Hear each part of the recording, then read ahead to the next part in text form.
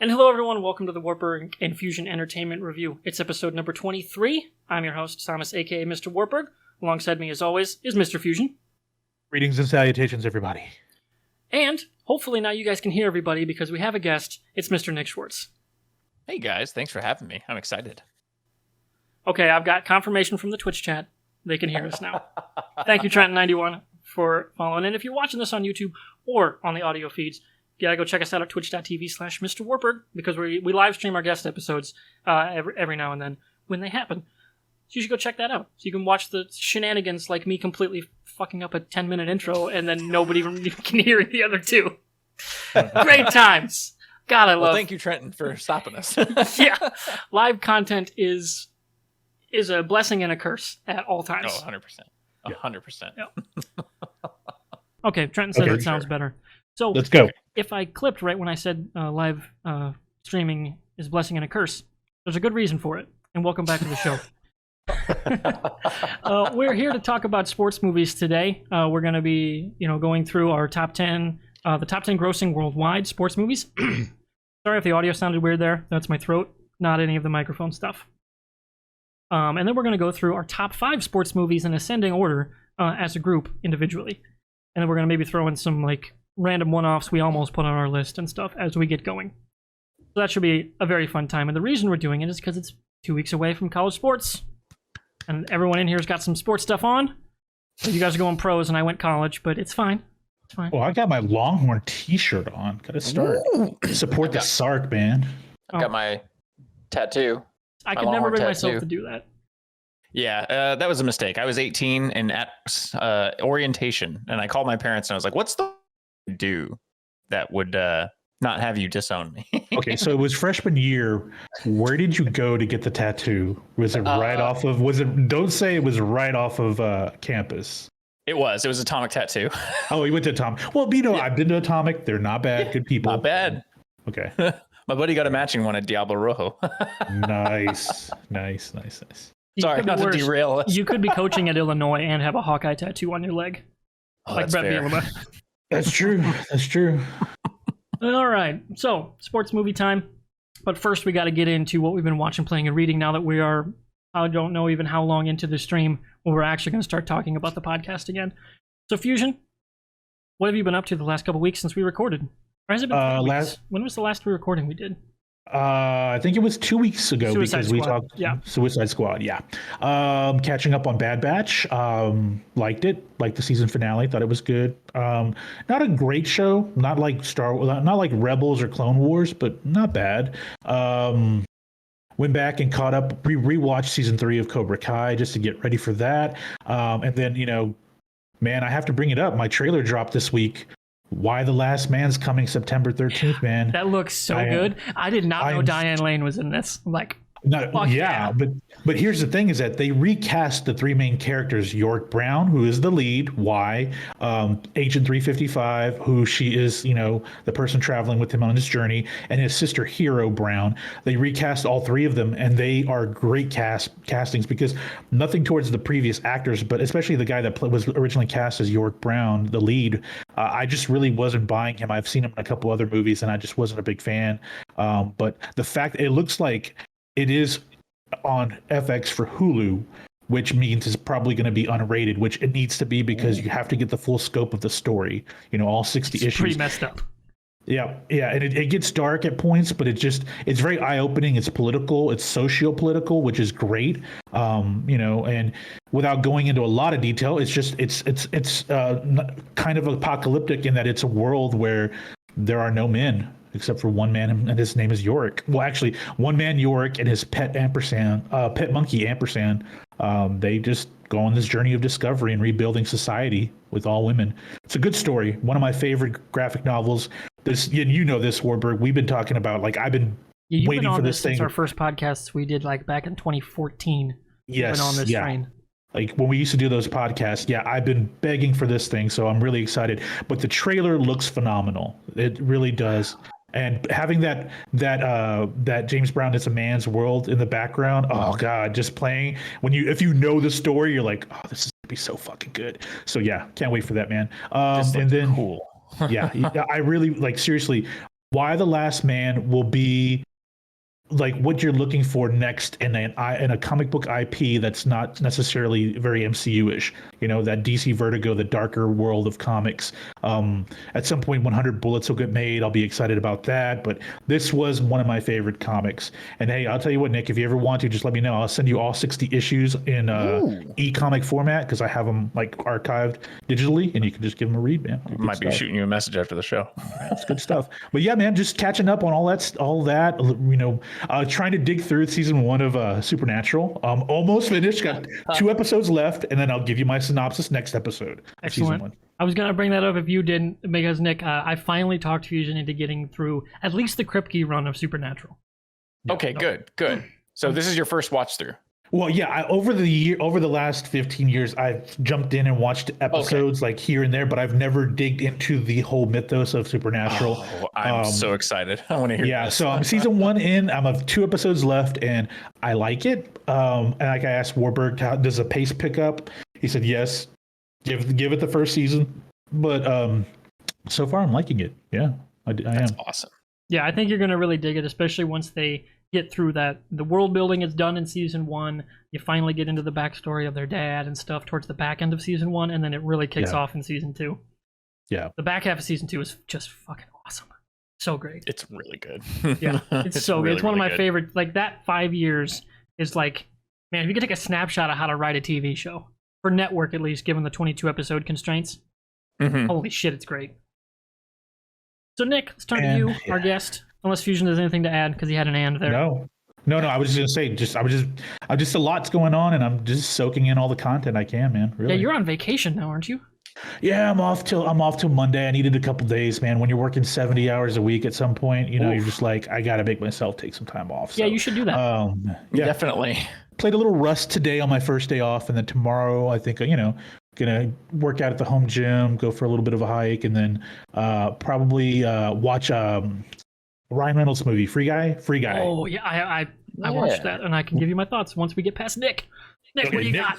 What are you, Nick? So I've been picking up an old game that I've played a couple of times through, and it's Legend of Zelda: Breath of the Wild on the Switch. Been absolutely loving it again. That is a game that I can just kind of put on some headphones and listen to. I can listen to the music of the game, but I like listen to a podcast or whatever and just kind of get lost in the game itself. I'm actually up to 99 shrines right now. I'm trying to get all of them without looking up a guide or anything. So it's taking a little bit more time, which is what I'm really hoping to do, like just to really dig in and beat everything on my own this time. And it's on master mode, so it's on the hardest setting possible, which I absolutely adore. It's very difficult and infuriating, but fun at the same time. And for TV, I'm actually introducing my wife to Burn Notice. If you remember that show, solid show. Yeah, I love that show. It's just so the first episode feels a little more serious at the beginning, like coming from it's a spy who gets burned and like kind of has to do these jobs to make money because he has, they take away all his finances and everything. He doesn't have access to anything anymore, but he's using his spycraft basically to do like little odd jobs around town to help people, get money back or like get out of an odd situation or like, just really random and odd situations that pop up. And it's really, really cool. And I was so excited that my wife loves it too. So she's like, are we going to watch it? What are we doing? Let's do this. So that's what I've been doing lately when the kid goes to bed. I was going to say, you have a rather large constraint on your time, that is having a child. Yeah, he goes down like in between 6:30 and 7:30. So like after that, it's like it's time to just unwind for the day. And he's up at like 6. So it's like, okay, he's fun, but I would also like to just sit and watch some TV. I feel that. Yeah, I'm a huge fan of Burn Notice. Bruce Campbell in that show he makes that show. Without him, it doesn't work, and he's the best. Like I remember in college, I watched the Fall of Sam Axe. Like I was into that show, so I was like, I'll even watch the TV movie about this show. Like I forgot about that. Yeah, like and I appreciate that that's included in the streaming packages with that show, because like some of the stuff, ancillary things, shows of that era that had ancillary content doesn't always get included. Like that's Supernatural for Fusion. I don't know if you know this, Nick, but there's the Skinwalker episode. They changed the music cuts. In the OG, my sister has the DVDs, and we watched season 1 together as it aired. it was Filter's "Hey man, nice shot" when he's running away, when the fake Dean is running from the cops. But in the Netflix and other streaming sites, it's a completely different song, and it's nowhere near as like intense as that scene is played crazy. and shot to be played with like an intense rock scene, and it's not that way at all. And that's what's weird about watching years later. Like, man, they changed stuff. There's I think some of it's also like music rights stuff, because if you watch Scrubs on any streaming service, that show also suffers from like changing music cues. Like sometimes they have to go with like, something that's kind of generic or something that just doesn't match the scene at all. And I have the original DVD, so like I'll go back and compare and contrast. And it's really interesting to see, like, one, they do actually use like the TV version of stuff a lot of times. So like the stuff that is edited and cut down a little bit shorter than the actual DVD cuts. And then they'll also just change the music altogether. And it's just like such a different experience. It doesn't quite work. Yeah, it's very peculiar. Like another show I follow, Chuck, has had some of the similar issues where they've a similar kind of tone and era that it came out, where they'd play like indie songs like going into credits and stuff, and that's all different now. It's an odd experience. You're like, this, something in my memory is telling me it's wrong, and I can't figure it out. Drives me nuts sometimes. Me too. All right, so my last couple weeks, Fusion brought up Free Guy. I saw that on a matinee. Couldn't have been more blown away. Phenomenal time at the movies. Wow, okay. It may be the first story in like fiction that's like, it's about video games, in the vein of like a Ready Player One, that actually understood what the fuck it was doing. And you can feel there's an unabashed love of and understanding of video games on the director side. Like this dude, I think it was a guy, I can't remember who did it, I should have looked it up, actually understands the functionality and how players play games. Like health pickups, like you can tell this dude played a shitload of GTA 5, basically. And like a lot of it works. Like there's just an authenticity to it that you can't really fake. Like, and gamers will pick up on that, given that we literally consume all the time an incredibly immersive media, that you can't fake that authenticity. You either have it or you don't, and this movie does. A couple jokes took me out of it. I'm like, man, you didn't need to write this character because you already have famous streamers basically doing his job as an actor. And the joke you have him say makes fun of those streamers. That felt a little weird. It was a little lowest common denominator humor about, gamers living in their parents' basements.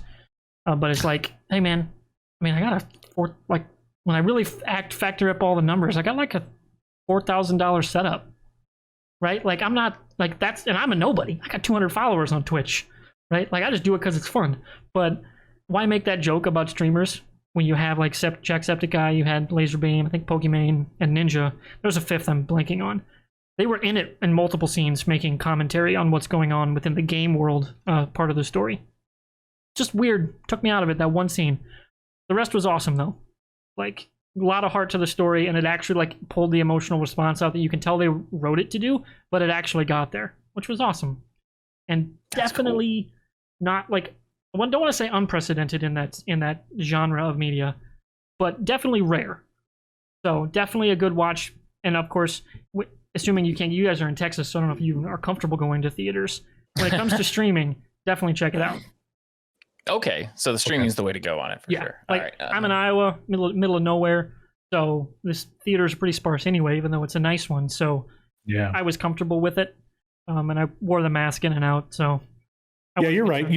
We had plans in a few weeks. Yeah, I was going to come down, see Shang-Chi, rent a theater. Nope. Right. Yeah, we were going to rent a theater. We were going to rent a theater and everything, and have a barbecue. And it's just like Texas had a Texas. I was gonna. I had a DM ready to go to Jackie, be like, "Hey, I'm going to take over your kitchen. I'm going to make my baked beans, apple snicker salad, scotcheroos. Fusion's doing the meat. It's going to be a blast." But scotcheroos, interesting. Scotcheroos are fucking awesome. They are the premier Midwestern treat. It's basically a Rice Krispie treat, but you use like corn syrup and peanut butter instead of like marshmallow fluff, and thick ass layer of melted chocolate chips on top. All right, you sold me. Yeah, I'm in. Absolutely. Awesome. Especially if you put them in the sun for like 10 minutes so they start to get a little gooey. Ooh. So you didn't risk it? You couldn't risk that just to come and get us this stuff, No. But speaking of, so I have severe Crohn's disease, so my immune system's kind of borked just because of the drugs I take, let alone the disease itself. So I have to be a little careful with COVID. Yesterday, I've been dealing with cold symptoms, runny nose, little chest congestion. Pretty common for me, especially I do wood burning, so my nose is irritated all the time. But then all out of nowhere, my heart feels like it's being pounded on by an elephant. Like it was like Ruh-roh. my whole side of my chest is just like pressure on all sides. And then I go home, take off work a little early, sleep, and I'm feeling mostly better last night. Go to work today. It's still kind of weak, but the pressure is gone. And I was like, shit, that might be COVID though. Because Delta's going around. There have been some cases in my county, not a ton. But if anyone's going to catch it, it's going to be me because my immune system's fucked, even though I'm vaccinated. So, okay, I'll go get a test. I went and had to pay for a rapid test at my pharmacy because they stopped doing the rapid ones. They only have the 5-day wait ones. Oh, okay. So paid that, went home, and I told my boss, like, if it comes back positive, I'll, of course, start quarantine. If it's not, I'll be back tomorrow. Because Sure. I also don't even feel great. Like, that just felt really off, like, and weak. And my brain is still kind of like, man, you're fatigued. You should not be recording a podcast right now. But this was on the books, so I got to get it done. Respect. Oh, really? We have a bot in chat. I got to ban this dude. Oh, I saw that just now. Come on. But look, we can get buy followers and primes. Yeah. Ooh. Is that one of the ones I shouldn't click? No. Probably not. Yeah, it doesn't look like that. So wait, you Actions. haven't gotten the results from your test back? Oh, no, I Is did. that It's a weird? 10-minute Oh, at-home test. Oh, okay. They're not quite as official as the like PCR ones. So like Yeah. technically, if I had to take an absence, they'd probably make me go back to the clinic. But as a baseline for do you have COVID or not, like getting a negative test, their false negative rate is very low. False Yeah. positive's a little higher, but Yeah, sure. well, their false negative rate's very low, and it came back negative. So I don't have COVID. Is the upshot to that Good. story? Good. That's But good. Good, It good. really threw me out of it because I'm freaking out. Now I got to figure out what the fuck's going on with my heart, which is super great. Maybe it's not even the heart. I had surgery for the Crohn's, and an air pocket got up into my shoulder, and just that shit. You literally can't have painkillers for that because it doesn't work, and it would it was just searing pain for all 3 weeks I was in the hospital. And it still crops up every now and then. Where like if I bench press, if I do too many curls with my left arm, it'll just fucking burn. So I gotta like weigh it. Is it my heart? Is it just this bullshit that I should probably have surgery for? I don't know. Pain in the ass. Being sick sucks. Yeah, it does. Don't get sick. That sounds awful. Get No, vaccinated. Yes. Okay. It's a good rule of thumb. Absolutely. Other stuff other than Free Guy, Titans season 3 has actually been a lot better than the seasons 1 and 2. You can 100% tell this is an entirely HBO production, not DC Universe and then porting it over. Hard to put into words, but you can just tell they're retooling a whole bunch of shit. Character arcs are getting shuffled. Characters are getting shuffled off in very dramatic ways, and they're making a new storyline going forward with that. So that's been pretty fun. Mass Effect Insanity Run is going well. I'm 15 minutes away from the end. Ooh. Mass Effect 3 on Insane difficulty is so easy. Like, I'm literally just sitting back. You can spec Garrus and another squad mate who's a soldier. Usually I go James. They just rinse everything. Like, in seconds you're taking down Banshees and Brutes like they're nothing. Because there's this DLC gun called the Typhoon that the AIs don't have the aiming, because it fucking goes everywhere if you're the player. But it picks up speed over time, so it'll just mow through shit once it's been going for a few seconds. AIs don't have the handicap, and they can just go right to full speed. It's awesome. So, like, I just sit back and watch them. Like, they took down a Brute in 2 seconds. And just sat and Holy watched. hell. Like, this is great. And this is the easiest insane difficulty achievement I'll ever get in my life. And I can't believe they didn't fix that for the Legendary Edition, but I'm glad they didn't. Maybe they'll patch it eventually, but probably not. Mass Effect 2 still, I almost put another dent in this desk. It was awful. I died, I think, 59 times. Oh, jeez. Which isn't even terrible. But the OG, I never finished it. It was unfinishable for me on the OG version. Legendary Edition, I finally got through it. Maybe I'm a better gamer now than I was when I was in my 20s. I don't know. All right, let's move on. We got our stuff done. We done the rigmarole. It's time to get into the top 10 grossing sports movies. These are non-foreign releases. There was one Indian movie that actually was at the very top of all this, or maybe it would have been number 2. And these are actual sports movies. And what I mean by that is it's a movie about sports. So things like Enter the Dragon don't count. There's a martial arts tournament in it, but that's not the point of the story at all. Okay. It's not tied into the theme of anything going on, at all. It's just Okay. completely background material. So speaking of that top 10, what would you guys guess Is the most common franchise? Oh, it's got to be the Rocky franchise, right? Yeah, it has to be Rocky. No. Well, yeah, no, it's Rocky. That is correct. Rocky has, I believe, 3 entries in the top 10 and one that's just outside the top 10. Does that include Creed? Actually, now that I think about it, yes, Creed is included, so it has 5. Oh, damn. Oh, no, wait. 1, 2, 3. 4 in the top 10. The 5th is number 11. Okay. And I'll give you a hint on that one. That's Rocky 2 is number 11. Okay. Oh, that's crazy. Interesting. Mm-hmm. That's wild. Okay. So we're going to go 10-1. Okay. And since we already brought it up, Creed 2 is number 10. Okay. That grossed $214 million worldwide. I don't think the Rocky stuff is properly adjusted for inflation, but given that I don't know how to do that math, I'm taking the numbers that were on this Wikipedia list. All right. Just to be honest. Okay. So number 9 is also a boxing movie, but is not Rocky related. What do you guys think it is? I'm going to say Raging Bull. Oh, that's a good one. Good one. Yeah. It is incorrect. It is $1 Million Baby. Oh, that was my other choice. Yeah, that one hit $216 million, just barely outgrossing Creed 2. That movie put you through the ringer. Yeah. Oh, yeah. It is.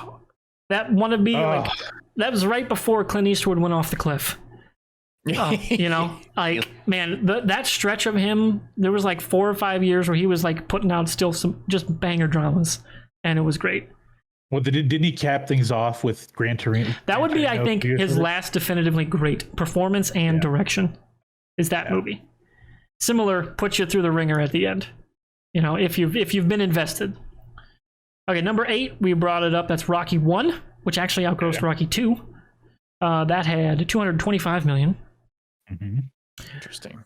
Number 7 is a more recent movie. This one is a racing movie. We brought it up in the pre-show, I think, and that is Ford versus Ferrari. Okay. That hit 225.5, so like literally thousands of dollars over Rocky. Wow. Okay. Which is crazy given the time difference and how much more movies make now. Yeah. Yeah. No joke. And number 6 just got a sequel, or a spiritual sequel, and it's a 90s movie. What do you think that is? Oh, man. 90s movie. It was this summer. Was it really? Crap. Oh. You're gonna kick yourself when I say this. I know. I'm gonna get so mad. I already know it. Field of Dreams. No, the Field of Dreams game was fucking amazing. Oh my god, they could not have planned a better night. Yeah. It's getting hot. Jacket's coming off. Trenton's got it in the chat. It's Space Jam. Oh God! You know what? No, I'm not gonna do this, Wartburg, because you and I will get in a LeBron MJ argument, and I don't want to do this. Oh, so. He refuses to acknowledge that LeBron could ever be number 1. He doesn't even acknowledge he could be 1B. No, doesn't even acknowledge that. No. Hold up. I did not say that. My thing is, you cannot be the GOAT if you have cramps in the NBA Finals. You cannot do that. And if the one argument against any sports argument about the GOAT is that, well, he could be the best if he really wanted to. That's bullshit to me, man. When has that ever been the argument for LeBron? Every time people talk about the scoring, the times where he dishes off in key moments. Okay, I see where you're going, but I've never heard it phrased that way. He could take over a game if he wanted to. I don't want to hear that. If he could, why? Okay, we're not going to go down this road. Finals. I think you're a crazy person. All right, but whatever.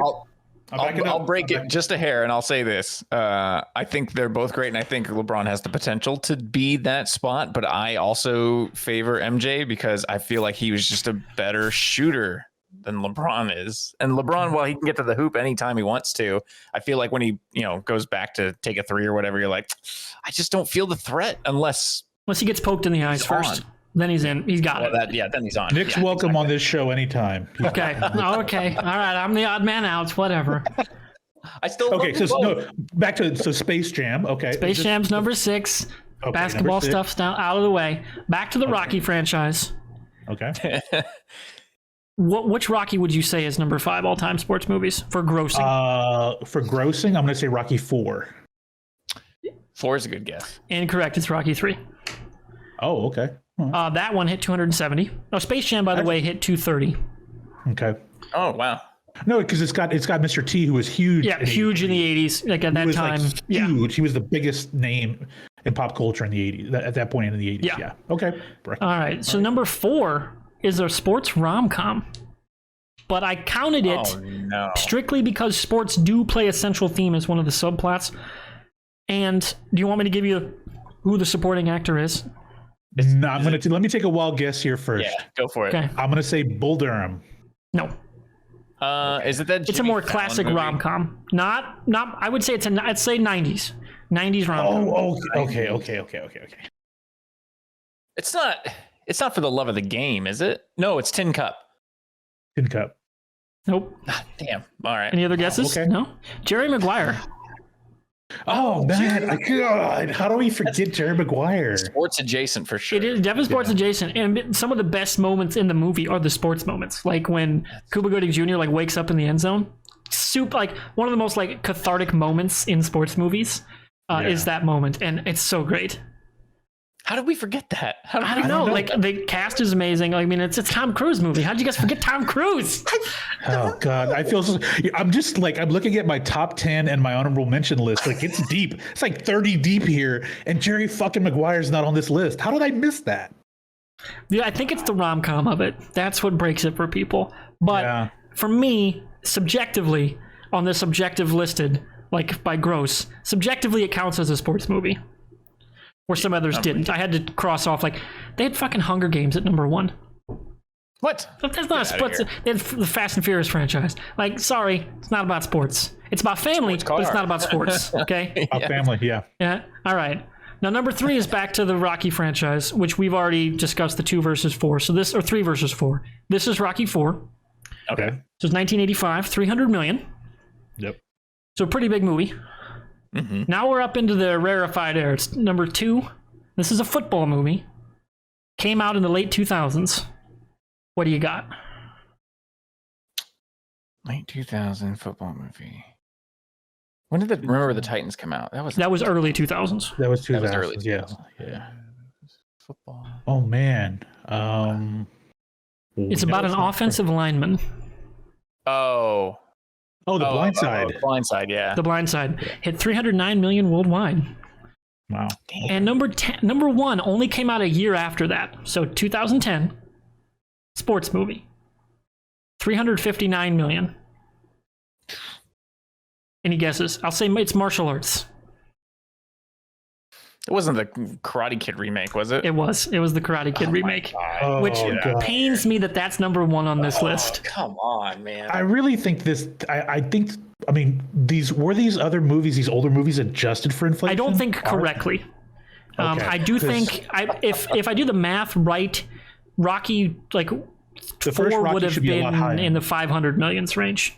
I would think so. Well, the first Rocky should have been higher. Too, that would have been way higher because that was in the 70s. 76 when it came out. Yeah. So, but given that I didn't want to fuck up the math, I wanted to put that in there because the lists are all over the place. Like you go to SI.com, they have a top 10 list.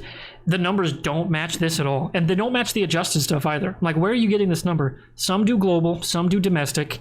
It's very weird.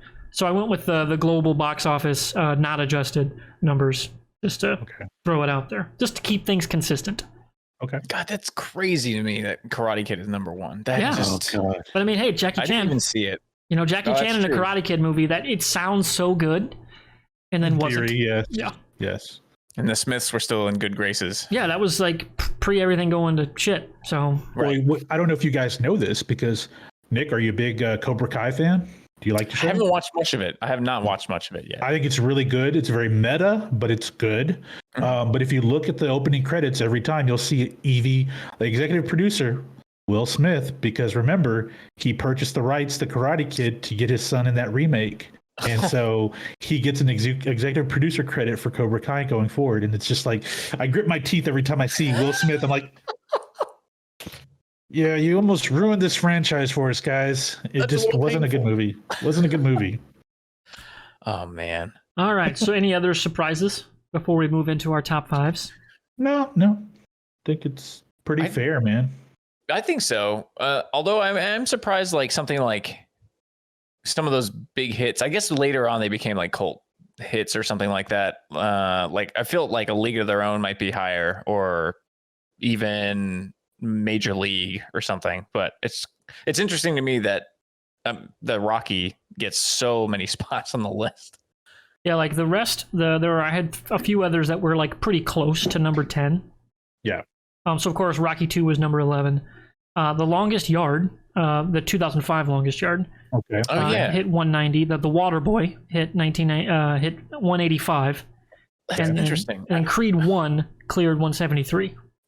That's shocking to me. Because I thought, well, we'll go into our list, but I mean, Creed. I will say, like they don't seem to make as much money as their counterparts in the other genres, but dollar to budget sports movies are some of the best, like bang for your buck studios have, especially I think going forward into the streaming era. Well, there's a lot less CGI involved. Yeah, it's you're just people on a field more actual, or in a court, more traditional props. Yeah. Yeah, easier to shoot too. Would you consider Silver Linings Playbook to be a sports movie? It's adjacent, but I feel like it doesn't. Maybe it's too adjacent. Close. I think it's a little too. It's kind of like it's a little adjacent, kind of in that level of like Fever Pitch. Sure. That Fallon movie. Whereas, like I think for something like Jerry Maguire, like Maguire's whole subplot is being an agent.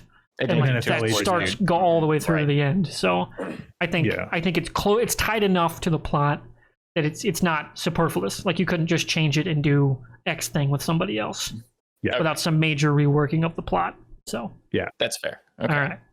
So now it's time to get purely subjective. Numbers get thrown the fuck out. Get them out of here. It's time to get subjective. We're going with our top 5. We're going to go in ascending order, 5 to 1, in a round table fashion. We're going to start with our guest, and we're going to go Fusion and myself. Okay. And we'll continue that order until we get to number 1, and then we'll probably throw in some honorable mentions. Perfect. So Nick, what is your 5th favorite sports movie? My 5th favorite sports movie is one you both have probably seen this. I'm not sure if some of the audience has, but White Men Can't Jump. Oh, excellent choice. Love that movie. It's a lot of fun. Wesley Snipes and Woody Harrelson. Those guys in that movie have great back and forth, and it's really cool to see like the different experiences between the two, and also like some of the like the racial discussion stuff is very interesting in that movie too.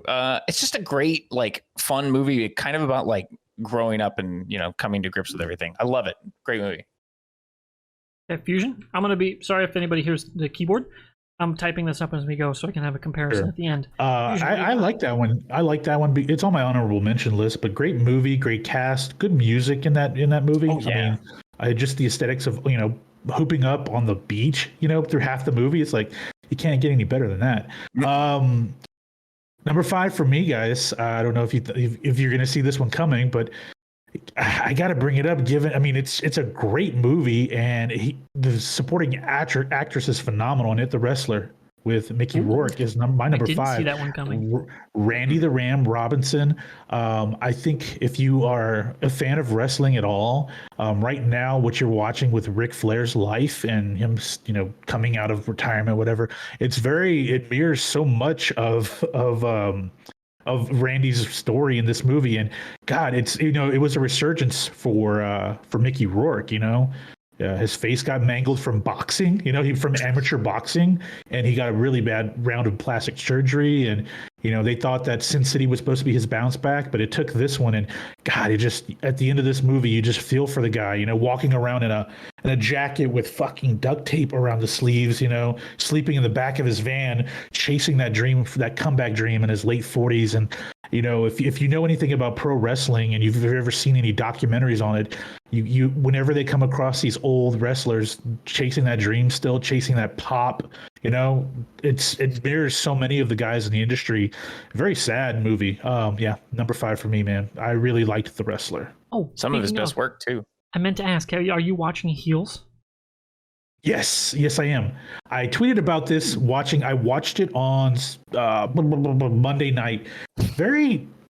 I don't know what I was thinking. I mean, the last trailer that came out showed it was a drama, but I was suspecting a little more comedy in it. It's not a comedy. It is a drama, like to the core. But the first episode was really good. I'm really excited about it, man. Especially as someone that grew up with the territories when I was real young and the emergence of the Federation of WWE, becoming the national brand. But I still grew up with, Houston wrestling, Paul Bosch's Houston wrestling, Dallas, the Dallas Sportatorium was right down the road from me. So I grew up watching the Von Erichs on my TV too. So like seeing this whole regional story in Georgia, I'm excited about it. First episode, like I said, thought there was gonna be a bit more humor in there. Not at all. It's a drama to its core. But if you want to see something about just the struggles of pro wrestling in the modern era and the storytelling and the struggle to make their each region work, it's a good one. I have a feeling it's going to be a really good one. I was not expecting that accent out of Stephen Amell at all. Oh, the country accent, yeah, right. It really threw me because I'm so used to him as Green Arrow. Yeah. Just his personality on like social media. I was like, oh man, he's doing a southern accent and it's not terrible. Like, yeah. Whoa, it's weird. It's like hearing Ronald Coley's like American accent. It's a change of pace role for him, so I'm sure he's very happy. Plus, this, he's a huge wrestling fan. Oh, yeah. He's a mega wrestling fan. So this is like a dream for him to his next project after Arrow. So, yeah. That's cool. That's on Showtime or Stars? Stars. It's on Stars. Oh, interesting. I might have to do a subscription once the season wraps up and check it out.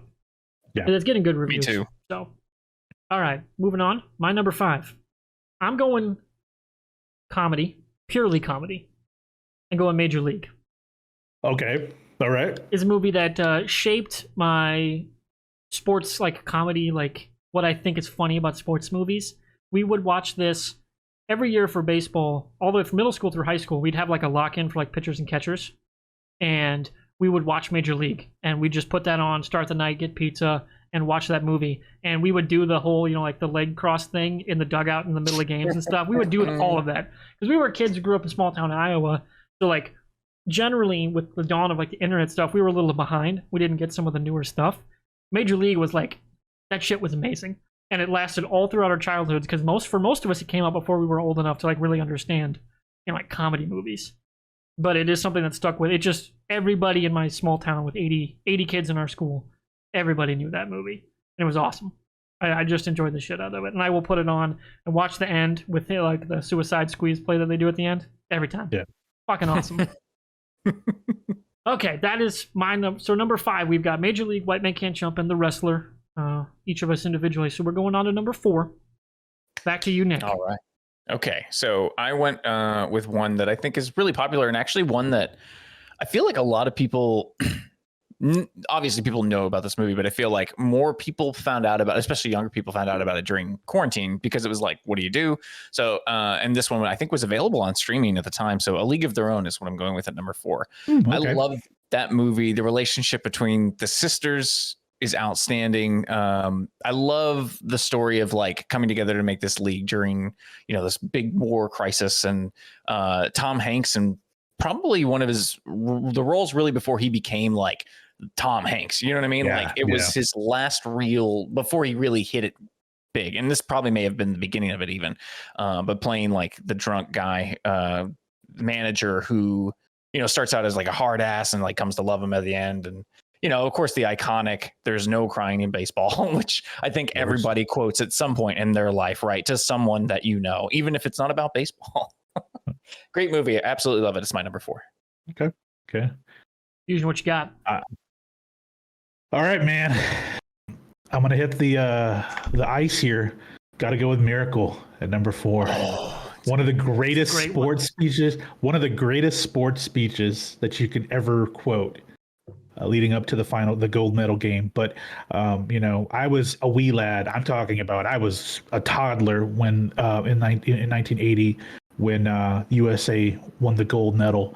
But, over the years I had seen the Miracle on Ice documentaries. They would occasionally replay it on Wide World of Sports at times. You learn about the whole mythos and how there was a great time in America, with the economy was struggling, but this made people feel very patriotic. But it's such a good movie. Kurt Russell's great in it. It's just, what can I say? It's the Miracle. I'm glad they didn't call it the Miracle on Ice because that's what you know it as, but just Miracle.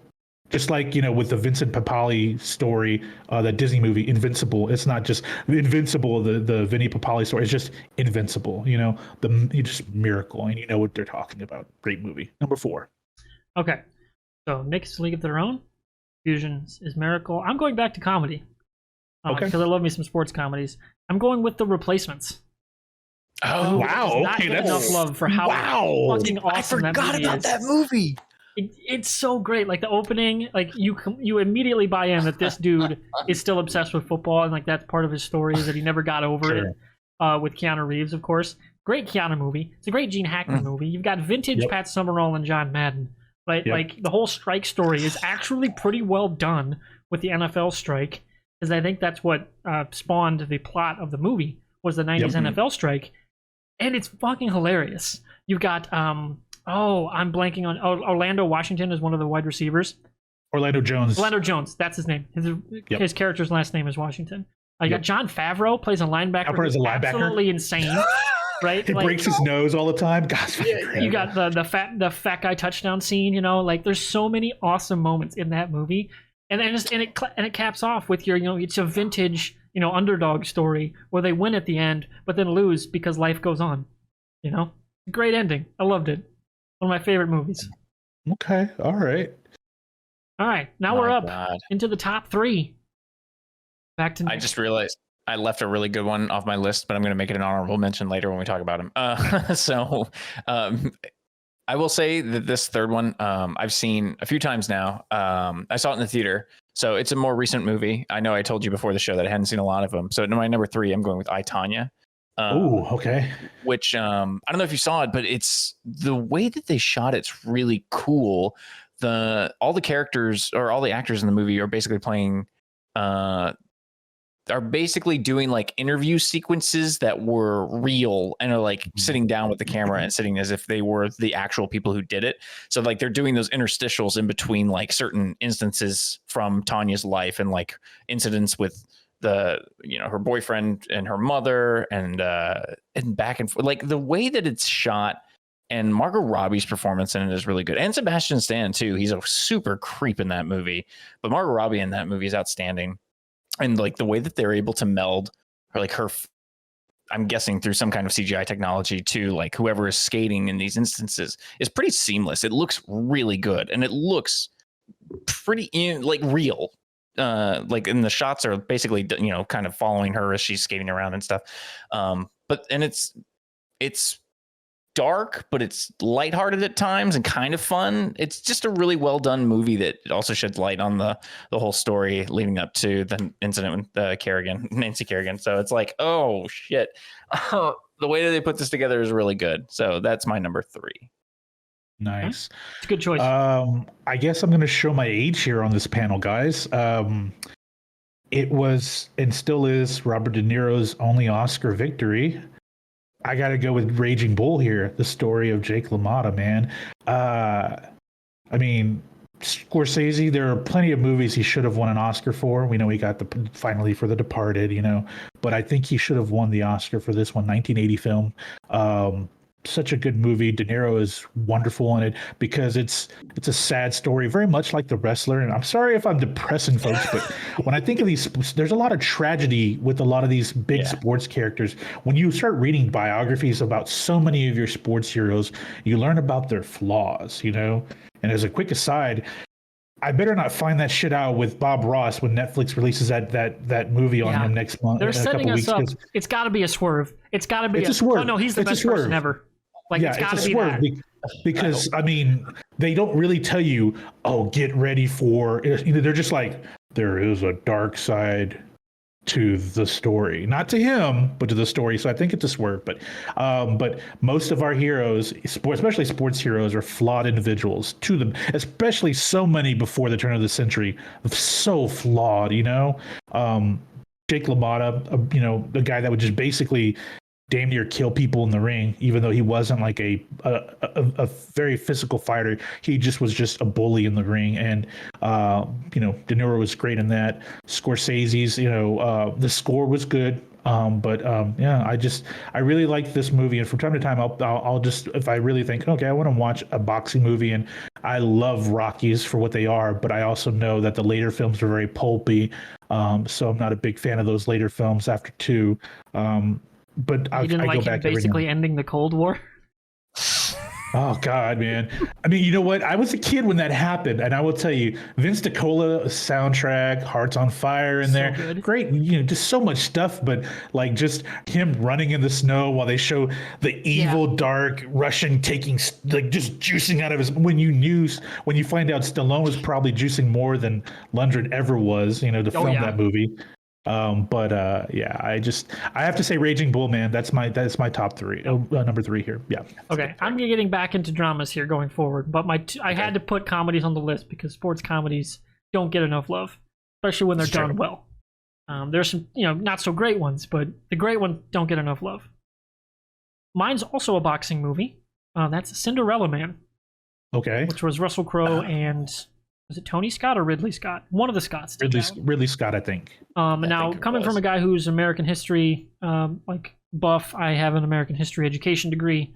That movie is one of the best representations of Great Depression era, like the fall of the Great Depression for like the upper middle class, like what happened to them. Like they were maybe some of the hardest hit because you see it from multiple angles. You see the guy like Jim Braddock who is in poverty, has to basically farm out his kids to his siblings or his wife's siblings because they don't have any money. And then his manager who sold everything, his apartment's basically down to the studs, but he's putting on, the suit to, basically not let anybody know how bad it is. And then they come back together in Act 2. And that Act 2 fight where he beats this one fighter, one of the rare sports movies where Act 2 is, I think, better than Act 3. Even though the finale is, great because you find out he wins and everything because it's a true story. And they actually tell it pretty faithfully in terms of how quickly he was like from nothing to champion. But that fight against Corn Griffin in the middle of the movie when he beats him in 3 rounds and just completely tears him apart, that is just pure elation. Because for the first act and a half, it's just been beating into you. These guys are broken. It's his last fight. He's just trying to make sure his kids don't have to live on the street. And then he kicks the dude's ass. And everybody just freaks the fuck out. It's so good. And the score is, it's a Ridley Scott movie. The score is amazing. So, it's going to be awesome. And it's just one of the best. Ridley Scott's just going to put together a well-done drama every time. So, agreed. And Russell Crowe is, it was one of his best performances. It was great. Man, I actually never saw that. I need to go see that movie. It's on HBO Max. Yeah. Ooh, perfect. I can do that tonight. Yeah, it's just a really solid sports movie that in the pantheon of boxing movies, I don't think gets brought up enough because boxing, of all the sports movies, I think pound for pound boxing's got some of the best. Yeah. I was going to say that cinematic, as I was making the list, it's like so many boxing movies in there. It's a very cinematic, like it's a production to watch boxing, right? Like it lends itself to movies very well because you got great storylines, like what you'll get in wrestling, but like, actual great real fighting, quote unquote. And it works really great for sports dramas. So we're into our top 2. We're into the rarefied air here. Nick, take us down the home stretch. So my number 2 is a movie that I actually didn't see until I was in college, and it was for a class. It was Sports and Society. So it was an interesting course that we read a bunch of stuff and like kind of studied how basically people's reaction to sports and things like that. And a good example of it is the movie that I picked for number 2, which was Friday Night Lights. Okay. And I love this movie, and it speaks to me as someone I'm from Texas. I'm from San Antonio, but so I don't have quite the experience that is in these movies. But you got to understand that and you guys probably do, but that high school football is insanely popular here, especially in the smaller towns. And the movie takes place in Odessa, which is Midland, Odessa area, which is a smaller area, but they literally live for Friday Night Lights. They literally live for high school football, and that's all they want. And then when I graduated and went to work in sports radio, I actually covered like Central Texas high school football a lot and did like a show and did like highlight updates and things like that. So like it really speaks to me, this story about families. Like it's a really well done like study also in like how their lives interweave with everything, but it's also like how insane it is, like the character Booby Miles ends up hurting his knee, right? And he can't go after that. And just seeing how his life changes at that point, like without football, he feels like he's nothing, like the watching the struggle of the quarterback whose name escapes me at the moment, but it's like just watching the struggle with his family and like the expectations to be great because his father was great and because like all these guys who are in this town were also great. It's just something that speaks to me because it's like you almost see it, and like we have something similar to that here in Austin with some of our schools, but it's nothing like these other towns, and it's just really well done. The music in the movie is very, very good and like kind of somber and like gets you into it, but it's also like kind of a hopeful thing. And it's just it's a really enjoyable movie. If you haven't seen it, you should absolutely see it. Friday Night Lights. Yeah, I agree. Great choice. As someone that's also a fellow Texan that grew up about 40 minutes outside of Houston in a small town, football Friday nights were religion. High school football in most small towns in Texas, and Nick is right, is religion here. It is, and I was one of those guys that walked out onto the field, and I'm an 18-year-old boy that had to suffer knee and back issues that have cost me my knees, 8 surgeries later, on my knees and all that stuff. You do this just because the adrenaline rush when you're a kid. And I know it's different, the story they tell, and it's great because to a hokier pop sense, Varsity Blues tells that story. If you take off of the MTV elements, it's the same story. It's the same story that, football is life for these people. And for a lot of these small town people, it's their way to get out to the world, like to get out of that hole of staying in that little town. They want to be able to get away and build a life, and they rely on football, and yeah, I agree. Friday Night Lights is what Varsity Blues did from an MTV standpoint. Friday Night Lights tells the better story of that. I think so. I like that. Also one of the rare properties that works individually well as a movie and a TV show. And a TV show. Yep. Yeah. I've actually back to the heels. I've heard a lot of comparisons of Friday Night Lights to yes, in terms of that small town like drama storytelling with multiple different characters and plots going on, but all tying back into the wrestling part of it. So that's very cool. I'll have to check that out. Yep. Fusion. All right, so this is a tough one. For a while on my first iteration of this list, I'll just be frank, I thought about Rudy being in this list just because it's football, right? And I'm a big football guy. But when I really thought about it, I really, really, really, really thought about it. I scrapped it and said, you know what? I have to be fucking selfish here, guys. I have to. Number 2 for me is Caddyshack, man. Yeah, it's great. I needed to have some levity, some comedy in my list because it's like, it can't all be serious. And when I really think about if there was such a great movie with a great fucking soundtrack, phenomenal cast, and just nails it, like just hits it out of the park in terms of entertainment in the movie theater, Caddyshack was one of those movies in the 80s. And it doesn't aesthetically hold up, but man, this is a good movie that you could sit down now in 2021 and enjoy it. It's a timeless classic for me. Caddyshack it too. It's a good pick. I like that movie a lot. It harkens back, I feel like, to my childhood because it's like, I don't know, it's a cool, like watching the caddies kind of figure out the situation, especially the main guy who like ends up getting his girlfriend pregnant and like figuring out what comes next. But it's like, I love seeing like Chevy Chase in that movie, and Bill Murray, obviously he's a loon in that movie, but and the competition at the end, and the guy is such a prick through the whole thing. Well, Ted Knight, Ted Knight's great. It's just it's such an enjoyable movie, and you're right, the soundtrack is outstanding. And I think anybody, especially since I was a kid when I saw it, it's like, who doesn't remember the Gopher, right? Yeah, of course. The great thing about that movie is there's chemistry between Chevy Chase and Bill Murray, but those guys fucking hated each other. Like literally, they got into like a damn near like knife fight on the SNL set just years before.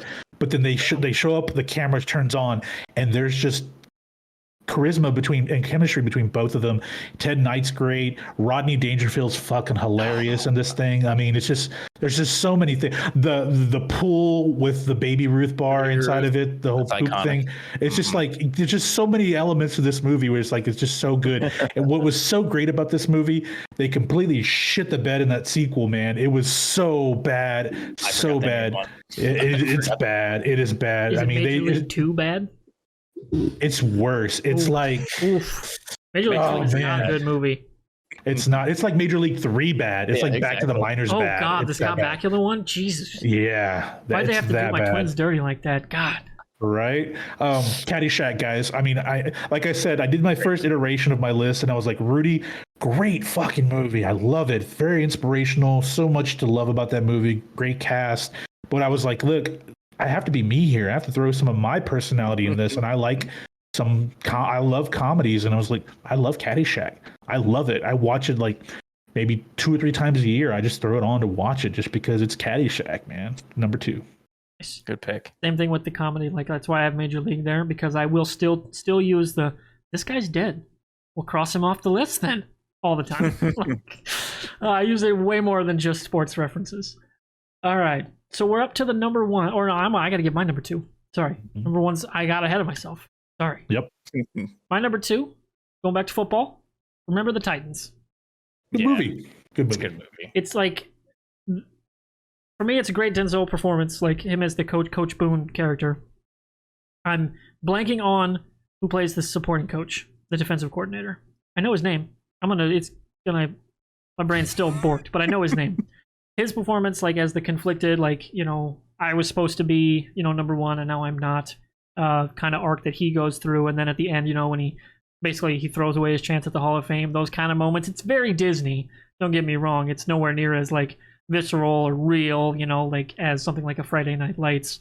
But I think for that kind of, when you think a stereotypical sports movie, Remember the Titans is like, it's top tier. Like they do all of it. You got even in the credits, they've got the, like what happened with everybody afterwards, like who did what, because it is, more or less a true story. Everything going on with Lambeer when he gets paralyzed, and like the guy that plays Julius. Oh, I know the actor's name. The guy that plays the other defensive end, who like ends up being like the better defensive end. I'm blanking on his name. Wood Harris. That sounds right. But yeah, like Harris. their relationship, like as the team comes together throughout the course of the movie, and then it becomes an us versus the world story instead of us versus each other in the beginning. Awesome evolution of the story, told through like the racial conflict lens, which I thought was really cool. Sure. Will Patton, by the way, that was the defensive coach. That's the guy. Yep. You knew the whole time, though. That's the good thing. He knew. He knew. I knew it. He knew. I knew it was Patton something. Yeah. Couldn't think of his first name because he's in another one of my shows that started out so great and then died so terribly. Was Falling Skies. Dude, Okay. that show ruled at first. Yeah, it was so fucking good. And then it went, we have no idea what the fuck we're doing. Yeah. What a concept. Running great. a rebellion against a bunch of invading aliens. It's That so cool. should be Great dynamite. idea. Should be gold. Right. Like basically Battlestar Galactica, but keep it on Earth. You're on the run from aliens. You're fighting them. You're having a resistance. And then, nope. We just totally shit the bed. And hey, they were here 10,000 years ago. We just all forgot. They Fuck. screwed the pooch in season 2. So great. Just such a cratering of how good that show was. All right. But let's talk about some good stuff here. Not terrible stuff. We're on to the number 1s. Our favorite sports movies of all time. Nick Schwartz, hit us with it. So I picked one. I'm going to say selfish reasons, but that's not the right phrasing for it. And it is one that you actually picked earlier. It is Major League, and this is just because it's one of the earliest memories I have of watching a sports movie, but with my dad, and my dad loves this movie. So I grew up watching this movie and absolutely loving the cast. It's one of it. I love all the guys who are in this. You've got Charlie Sheen's probably like the least interesting, but all the names are escaping me now. But the catcher, I love his story of like kind of being washed up trying to get the girl the whole time. There's he played David Palmer on 24, and he's also in all the Dennis Allstate Haysbert. commercials. Dennis Haysbert. Yeah. He plays God He's- in Lucifer. Pedro Oh, really? Serrano. Yeah, he's God. Pedro Serrano. I love his character in this movie. He's so goofy, and like what they do with him in the end. Fuck you, Joe. Like, what the? I'll do it I do it myself. myself. Serrano's I'll do it going to myself. sacrifice a live chicken. Get a And I bucket of love, KFC and Cor- call me. Corbin Burnson is such a prick, but also like kind of a likable prick at the same time. And like I said, Charlie Sheen is probably like the least interesting of the character. Wesley Snipes is hilarious in it. I love that movie, and really, it's something that my dad and I still talk about, or like we'll go back and watch from time to time. And it's a movie that I want to watch also with my son, with my dad when he's old enough. So it's like, it's kind of like a special thing to me. So it's like more of like coming from like a bleeding heart place, I feel like, as opposed to a great movie. But it is a really funny movie and it's really enjoyable. There's never a time where I'm like, turn that off. In fact, it's one of the show or movies that if it's like on TV, not that it's much anymore, but if it's like on USA or TNT or something like that, I'll just put it on and leave it. I don't care if there's commercials. I want to cut in and say like that story, like movies being like kind of like a way to like bond, like all this nerd shit behind me. Like my dad didn't play sports at all. His part of his hand never really formed right, and his knees were shit, and he farmed all the time. We never did sports, but he always let us play sports. So I had to kind of get into sports myself, but like the nerdy shit. Like he would sit down and watch, like Star Wars and Indiana Jones and Star Trek and do all that stuff with me. And that's just an awesome thing about movies, is getting like kind of hand that kind of stuff down, like through generations. Yeah. It's amazing. I love it. It's really cool. Some fusion. All right. Well, speaking of a generational thing here, I got to jump into a franchise that starts at the beginning. And the first movie is the best movie. It's my number one. It's Rocky. Okay. The true underdog story. Sylvester Stallone wrote the script himself, pitched it all over Hollywood. And they basically were going to cast a big name guy. He insisted that he played the lead, and he maintained creative control over the Rocky story. So he fought tooth and nail. So realistically, it is a story about an underdog with a origin of the backstory of the entire production of this whole mythos is an underdog, because Sylvester Stallone was a struggling actor that was selling the script he wrote, and he really was going to lose it all to Hollywood, and he fought tooth and nail, just like Lucas did, in the 70s with the Star Wars IP. But for me, this movie, man, Bill Conti next to John Williams' score for Rocky, it stacks up to me. Like with John Williams and Star Wars, it's so big. It's a grand opus, and you feel that. With Rocky, just those horns, that inspirational tone you get beat by beat. You can feel the heartbeat of the movie through those training montages. And then, of course, Flying High Now, which is the Getting Stronger is what everybody calls the song, but it's Fly High Now is the actual name of the song. It's just like that is every single Rocky movie, when that montage hits and you hear dun dun dun dun dun dun dun dun dun dun, and you're like, okay, let's go. It's time to get ready. You want to go out and start running yourself, man. But man, such a great movie. Talia Shire had just come off The Godfather. Just Paul Young's in there, who plays he's such a flawed character, but then again, so is Rocky. He starts off as a leg breaker. It was a leg breaker, man. And he was a middling fighter. And Carl Weathers is fucking phenomenal. Like he is like they wanted a Muhammad Ali type personality, and Carl Weathers, who was shredded to the teeth in this movie, like in the first two films, but in this one, like you believe that this guy was like, he was everything. Like he was a big screen Muhammad Ali, a good looking man that fit that character, that fit the personality, and such a massive shit talker. And then at the end of it all, you have where he's just, when they hug it, when they're closing in at the end when the bell rings, and he says, "Ain't gonna be no rematch. Ain't gonna be no rematch." You felt like Rocky didn't have to win that movie. Like he won. It was probably the best moral victory in sports. You always hear about moral victories, but like, I don't care if he got the W, on the stat book. That dude won that match. He won that boxing match. And since then, we had some great Rocky movies. We had some really bad ones. I'll be honest with you. Rocky 2 was really good. Not as great as Rocky 1. 2, 3, 4 are typical. They're 80s styles movies. They fit. For me, though, like Rocky Balboa is a very underrated movie, man. Mm-hmm. It's such a sad tale. Has one of the best inspirational quotes ever about, nothing hits harder than life when he's chewing his son out outside of the restaurant. That's a quote that I live by. Like, nothing will hit harder than life, and I speak from experience. And then 9 years later, we think it's done, and we pull out that story about Apollo Creed. What would happen? What if, like a Disney style what if, but we make it mythos. What if he had a son? Okay, from another woman. And this guy was chasing that dream, chasing that whatever that thing was. He didn't want to be a mistake. A lot like Rocky in the first movie. And I think the first Creed is a great movie. But for me, man, my number one sports movie is Rocky. Great soundtrack, great story, and I mean, just from start to finish. When I think of one of the best sports movies ever, Rocky's on that list every time. Definitely. That's a phenomenal choice. Can't go wrong with that at number one. I mean, it's definitely one of the only movies on this list that has a statue. Right? That's true. I mean, it's sitting on the side of City Hall to this day, Yeah. you know? Like, you go to Philly, you're running up those steps. It's contractual. You come in the city, you have to do it.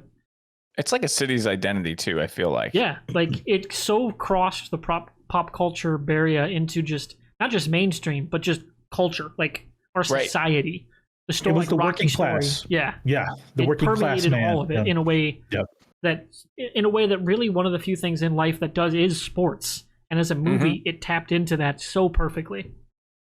And like stories like that are what makes sports awesome. Yeah. All right, so my number one is by far the most recent one. Okay. Ooh, interesting. And I think it's more just the fact that because the themes of the story could be applied across almost anything you do in life, and that's Ford versus Ferrari. Okay. The whole thing about like the pressure that they face, Shelby and the driver Les Miles, I think Les Miles something maybe. The guy that Christian Bale plays, the driver, Ken Miles, that's his name. The pressure they face from Ford while they're designing this car, which is one of the only cars, I think the only American car to ever actually win this super iconic 24-hour Le Mans race. The pressure they feel from the committee, from Ford himself, to like constantly fight that and get their vision done, but taking their resources and fighting their control to like get it done. You can strip the sport out of that and tell almost any story, and it's going to be great. But the performances, you got Matt Damon, you got Christian Bale, John Bernthal's in there as a side character who's playing an exec, but who's kind of supporting them, versus the exec who's being a dick. He was in Glory Road. He was the coach in Glory Road, which is one of my honorable mentions, and I'm blanking on his name. But he plays the exec you hate. Like he just perfectly nails. Oh, you hate this dude. You want to punch this dude in the face because he's that dude. Right? He just nails it. And there's that dude in almost like any of these kind of like creator versus like financing and investing and all that stuff kind of stories. There's always that kind of guy, and he personifies it so well. And then the end comes through. They win Le Mans. You know, they pump the brakes so they can do the 1, 2, 3 finish all in a line. And then you find out, because Ken Miles started 60 feet ahead of the guy, he loses. Even though he'd been kicking so much ass in the race that he set so many course records. And he's like, like the whole movie, like the winning at Daytona scene where Damon's character walks out and tells him, just open it up, go nuts. And they do. And the soundtrack, which is an actual track, it's Polk Salad Annie, I think. It's that like tune as like that plays with the little guitar riff as he's, kicking ass on the track. It's a phenomenal like old 60s track, and it works so well in this movie that it really adds to it, even though it's a pretty consistent theme. I think there's like 4 or 5 scenes it's in. It's phenomenal. It's one of my favorite movies of all time. Definitely of the last 5 years. Wow. I'm very happy that we got something recent in here. Yeah, you know? Me too. Yeah, our list is old. Yeah. Ooh. I do like that all of our lists were different too. Like, I thought we were going to have some overlap. Aside from Major League, I feel like do we have we all had some different ideas. No, I think that's the only one that there was overlap. Yeah, that is the only one that is overlap. So that's crazy. I thought there'd be at least one from each list. Any shockers? Like, I know Trenton's still in the chat. Anybody? Like he's on my train. Space Jam 2, LeBron. But like anything we were like, oh, I'm surprised we didn't bring that up. For me, it's the ones that were close. 42. Because Chadwick Boseman. Oh, 42. Yeah. Yes. And then one that got me like really honed in on my love of baseball, and another one of those like you can tell there's a passion behind this. 61. The Roger Maris story with Billy Crystal, that he directed it and like shepherded the whole story through. And I think it was just a TV movie. It was just an HBO movie. Was no theatrical release, but it's just a phenomenal like one man's journey through all this pressure, sports story, chasing Babe Ruth. Awesome story. I'm surprised none of us picked something like, and this might be more for younger. It's like growing up as a kid, like seeing The Sandlot. Like, I'm surprised that didn't pop up. And I was will also surprised say I thought about putting if we did a top 10, it was going to be number 10 for me because I really love this movie, and that's Little Giants. I love that movie. Solid movie. Rick Moranis. How I originally crafted my list, I started at 10 with like, hey, here's Little Giants, a great underdog story, right? And number 1 is the ultimate sports underdog story for me, which is Rocky. So I have 2 underdogs, from beginning to end on my list, front to back. But, I was like, man, I got to put Little Giants in. But because I like The Sandlot, but I wasn't a huge fan of it. Not like I was Little Giants because, I'm a Texas boy. It's more coming of age story than it is a sports story. Yeah. Which one? The Sandlot. Yeah. Great movie. Is it Ed O'Neill who plays the other coach? The Cowboys coach? Okay, yeah. And he's phenomenal because, he was like at the back end of Married with Children, and he had lost a lot of weight for this role, but like he just plays such a kind of he does a great job of being a prick because of his legacy in the town, but then he also still truly loves his family, including like when he talks with his niece, like just those moments that he has with her. It's so heartwarming because you realize like he's not an ass, like he's not the villain of the movie. He's not the villain of the movie. His ego is the villain of the movie. Like when you see him, he didn't mistreat, he wasn't like a monster to his brother. He just was a bigger guy, and he had a legacy that he just, got soaked into. He was the Heisman winner in the town. But yeah, there was just so many fun moments, like just so many little victories, like moral victories, but just emotionally charging. From beginning to end, it was just a fun movie. So yeah, Little Giants is on there. Yeah, his ego and circumstance really put him in that position, I feel like. It was a really fun movie. In fact, I feel like I've seen The Sandlot more recently, so it's like one I'd love to go back and watch again now to see if it still holds up. I don't think I've seen it since like the early 2000s, maybe late 90s. Like for me, as an Iowan, honorable mention is Field of Dreams. Of course, had to be. Of course. Just solid movie. I wouldn't say it's like an all-time baseball movie. I think it's overhyped myself. I agree. Because I mean, again, like the baseball part of it's really not that played up. It's the relation, like the legacy of his thing with the father. The 8-Man Out story is cool, but it's really nowhere near as important as you think it is to the plot. It's just kind of ancillary. If you know baseball, you kind of get it, but it's not really like beating you over the head with it as the story. But I would say Bull Durham is a better movie than Field of Dreams. For sure. And for me, of the Costner baseball stuff, For the Love of the Game, like. I love them. Like the Clear the Mechanism whole thing, like the whole like in like non-linear storytelling they do with him as he's pitching this perfect game. Fucking great. So good.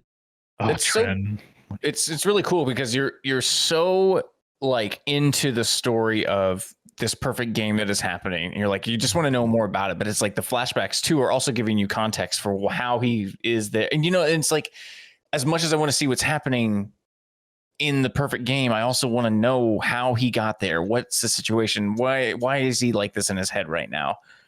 It's really honestly I think I was looking earlier and saw that it was like 43% on Rotten Tomatoes or something like that, and I was like, I feel like it deserves better than that. Definitely. Yeah. Plus, it had Vince Scully. Yeah. God, I mean, you couldn't have asked for a better cast in the VO booth. Much like the replacements having Madden and Summerall. I mean, it's been fucking Scully, man. Like, that dude you hear his voice and it's baseball. Like, it's baseball time. I absolutely loved Bob Uecker in Major League. Oh, God, yeah. I cannot believe that when the Indians made it, they didn't bring him and Sheen in. What are you doing, PR people? What are you doing?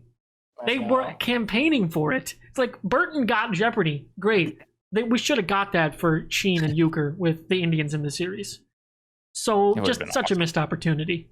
Well, when they changed the name to the Indians, from Indians to the Guardians, they should have had Rick Vaughn, Wild Thing, come out of the bullpen with like the Guardian gear and like embrace that. I mean, I get that it's Charlie Sheen, and you don't really want to like embrace Charlie Sheen. Yeah. But at the time, I mean, it was the World Series. Go all in. Who gives a shit? Go nuts. Any other odds and ends for honorable mentions we want to talk about? Nick, you got any? I was thinking, I love Tin Cup. That movie. It's that's the Costner one, right? Yeah, that's a Costner one. Rene Russo, I think. And the thing about that movie is they put it like on every plane that you would get on before One Fine Day came along. But basically anytime we flew, because my dad was in the military, I would see that movie. And so like every time I would see it, I'd be like, this speaks to me. I don't know why. That guy is going to try to go win this in the PGA to beat this guy who's a prick, who's also with Rene Russo's character, who was his pupil. It was like kind of a roundabout thing. It was like a romantic comedy, but through the lens of like golf. It's like, oh, this is really interesting. And also him being a stubborn turd is also kind of, not that he's a turd, but it's like him just being so stubborn at the end that he continuously tries to go over the water hazard as opposed to around it. Is it speaks to me because that's exactly how I play too. I think was that Sawgrass, the course they were on? One of those like few iconic golf courses I know is TPC Sawgrass, and it's the one where like there's the little jut out, and it's in a like a peninsula where the hole is. Like it's such an iconic hole, and like him just self-sabotaging it's like something to watch. Part of the movie. Yeah. I mean, there's Moneyball is one we should Moneyball, throw in for honorable mentions. Great book, really great book. Good movie. If we talk about like the sports dramas, Hoosier, The Natural. I didn't even have Hoosiers on the list. I'm an idiot. Hoosiers, A Natural, Moneyball. Like there's some great dramas. But I had D2 the Mighty Ducks on mine, just because it's fun. Like it got me into loving hockey. Don't forget about Big also Green. Queen, the band. So yeah, that's true. Oh, nice. But for me, one of the movies that I really like was another Disney sports movie. Is Invincible, the Vinny Papali story.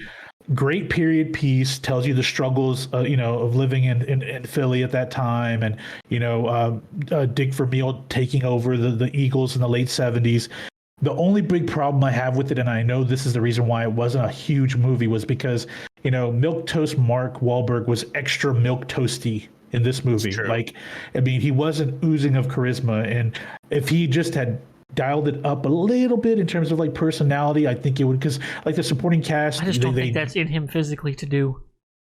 This is Marky Mark and the fucking Funky Bunch. Just think what are you about talking about? For all his other movies, like I'm not going butts. He doesn't put butts in the seats. Departed, maybe. He was great in Departed. He was great in Departed. He's like, I love that movie. Like a less popular Damon. Like Damon, people show up to watch his movies, like because it's a Matt Damon movie. Wahlberg, I just don't think people do that with Matt Damon was fucking great in Dogma. He rocked the shit in Dogma. Love that movie. He was great in Dogma, man. He and Ben Affleck. I mean, I'm not a huge Affleck fan, but he was the bomb in Phantoms. But no, that movie, Dogma, is a very underrated Kevin Smith movie, and I think Affleck and Damon were great in that. But yeah, seriously, like I love Invincible. The music's great, very 70s style.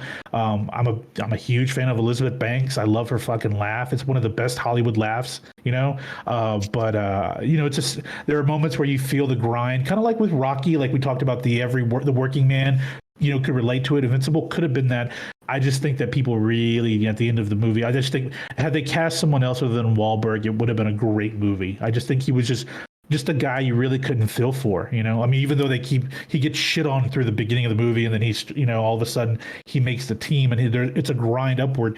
You just don't feel him like overcoming, that perseverance just doesn't feel right with Wahlberg in that role. I think that at the time, his persona as an actor was too big for the role.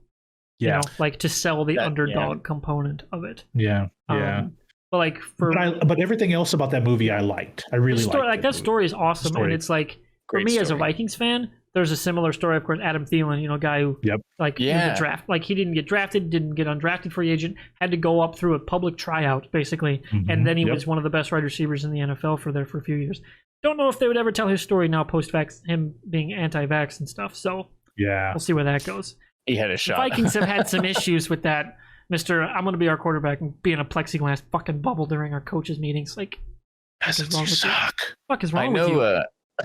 I know Texas fans hate Baker Mayfield, but I covered him in high school, and so he walked on at Texas Tech, and then he walked on again at Oklahoma, and he won the Heisman. I mean, that's insane. That's a great story. Yeah, and like I see why he has like a bit of that I'm a badass complex to him, but it's like I get it. Texas fans don't like him because he's kind of a duke, a duke. Yeah, that's The dick. Oh, he's a Duke player in Persona. He's a Duke player. Sure. Yeah, He's a dookie.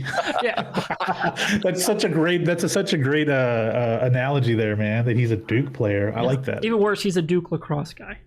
Oh, Yeah. Oh, no. I still Not think on that's the- a little too soon. A little too soon, I think. yeah. I'm talking in the elitist because he's a Duke guy. Like lacrosse is a pretty elitist sport.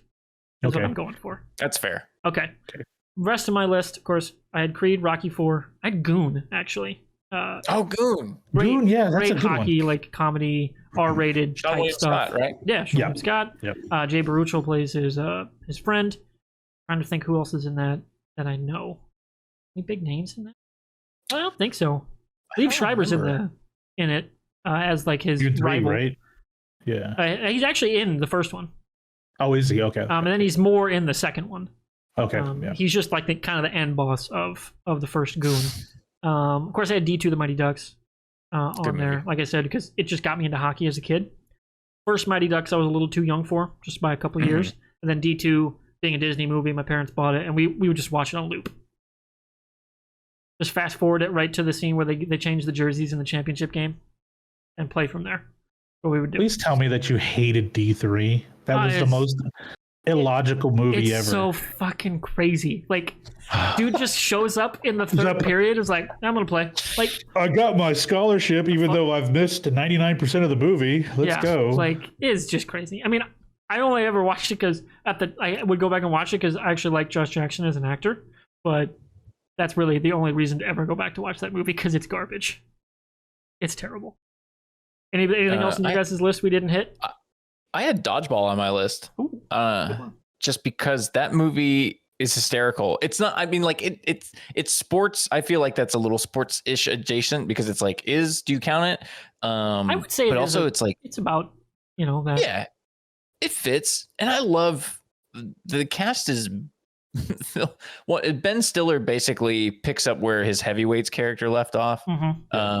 And I love him in that movie, and Vince Vaughn is like basically the character he plays in every movie. But like everybody else around him is really, really good. The pirate dude, Alan Tudyk, Pirate Steve. Alan Tudyk is great. Pirate Steve. Yarr. And, Justin Long. I mean, he's kind of like his typical character as well. And then I love Stephen Root. That guy can do no wrong in my eyes. He always plays such great characters. And of course, you can dodge a wrench, you can dodge a ball. Yeah, Rip Torn. Rip Torn. Just a crazy name for an actor. Rip Torn. It really is. Right. Great movie. But one that I felt like was a little too much out of the purview, I think, to make the top 5, but it probably would have made my top 10. Especially, and for me, it's got one of the greatest after credits lines. I won that tournament. Fucking Chuck Norris. Like it's like peak Chuck Norris joke era comedy, but nails it. Oh, and Jason Bateman, I feel like, is also like I think that actually led to a resurgence in his career. Led to a resurgence in his career because right after that he was cast in Arrested Development. That's right. And then he was just he played more, which is funny because that role he's goofy, but then he's so goofy. But then he plays this stoic guy in a lot of roles, even though he's he's a lot like Kiefer Sutherland. He's typecast in this role, but his personality is completely opposite because he's a party animal, just like Kiefer Sutherland is. And they play these serious roles through a lot of their films and productions. But yeah, I remember that being the resurgence of Jason Bateman's career was Dodgeball. Yeah, we did that for Halloween last year. So many years. As a bank, we did that for. I don't know why everyone thought this was a good idea. We did who was Pirate Steve? We just did the uniforms version. Oh, the average Joe's? Okay. Yeah, the average Joe's. It's easy and cheap. I mean, it was like $10 for the whole thing. But I made an 8-hour loop of ESPN 8 The Ocho. That's awesome. It was great. Because I found the stinger where like the whole like brought to you by like whatever and like the whole ESPN 8 The Ocho. The Ocho. So great. And I guess they're bringing it back this year. Like this October, they're doing another like all day 24-hour The Ocho thing. Like, all right, I'm going to have to grab some clips from this for future stuff. Hell yeah. Also, talk about milking a bit for a long ass time. Yeah. Well, I mean, you think about it. We got Ted Lasso out of a fucking bit. Yeah, I mean, that's fair point. That's true. That's a fair point. Speaking of Ted Lasso, as we get in here to the outro, I haven't talked to Ben about this, but I'm going to ask him if once Ted Lasso wraps up, if he wants to be on to talk about it. Hell Would you yeah. want to help do it would you want to come back? Maybe do our first 4-person podcast? Ooh, why? Yeah. Yes, I wouldn't mind that at all. Yeah. I could be. I'm trying to think when that will wrap up, but I think it's the end of September. I think is when it wraps. It's right before we get into Halloween season, into October. So once that comes together, I'll probably send you guys some messages and see where we go on Ted Lasso, because I'm loving the season so far. Yeah, it's great. I need to catch up on it. It's been great. I haven't watched a single one of this season, so won't spoil it for you. But it's been phenomenal. Last week's episode was so fucking good, man. So good. Okay, it's a spoiler, but not. It's a Christmas episode. Yeah. Oh, okay, that's fine. Yeah. So many people. I want to talk about this because people are bitching about it being a Christmas episode in August, and I'm like, August. But in timeline, they're not gonna skip Christmas. Like the season doesn't stop just because it's airing in August. You know, like people need to pump the brakes on being idiots. It's a sports show. You know, sports happen in a calendar year. They're used Christmas to network happens. TV. They're used to network TV lining up in December their Christmas episode. And that's part of where streaming's gonna, like, people are gonna need to reframe that, because, you know, Christmas episodes would air on Christmas. Streaming now, unless it comes out on Christmas, that's not functional. Like, that can't happen. In universe, it's okay for it to be Christmas. Absolutely. Some people just freaked out about it, and it really rubbed me the wrong way. So I wanted to bring it up. I think that wraps it up. We've got a pretty varied list. I'm happy with it. I think it went about as well as I had expected it to. Because I think it was great. I love talking about sports, and anytime I do in various people's channels, they're like, "No sports talk." I'm like, "You suck. The sports are great."